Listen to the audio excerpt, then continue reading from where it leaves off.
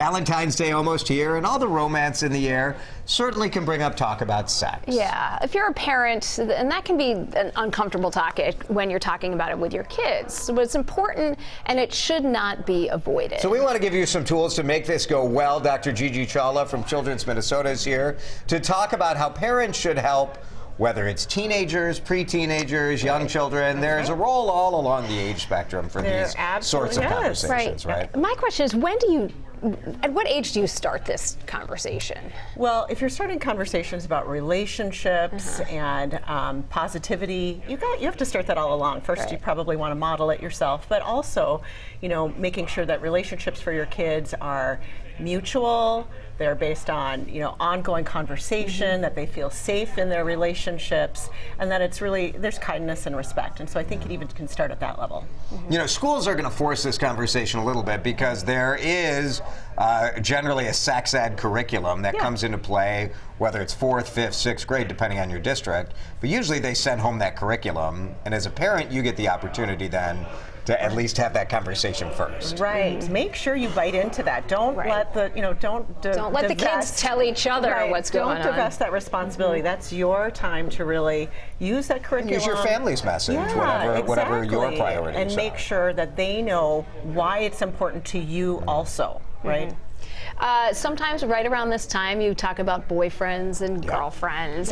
Valentine's being exchanged, how do you get into that topic and what the right role is when you're talking about 12-year-olds, 13-year-olds, 14-year-olds? Yeah, I mean, I think it is. It's actually not very many kids these days who truly have a boyfriend or girlfriend, even by the end of high school. It's something like a third or so.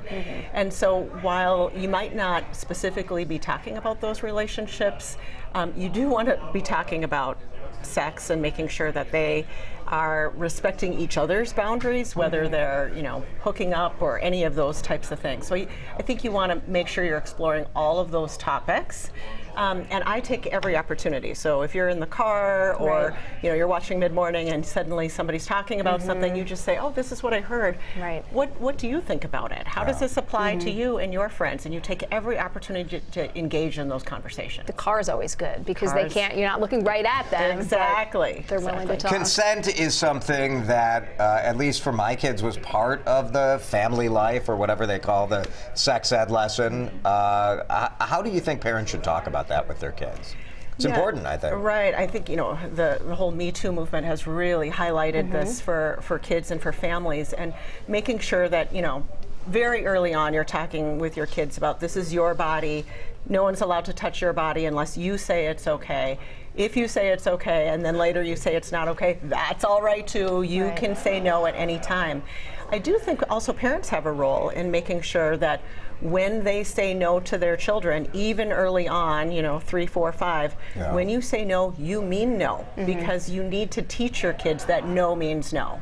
And so making sure that you're folding that in is really important. Also with the whole Me Too movement and ensuring that your teens really recognize that they need to be sober to have these conversations, to consent, and to hold each other accountable to it. All right, really important topics. Thank you, Dr. Gigi. Nobody wants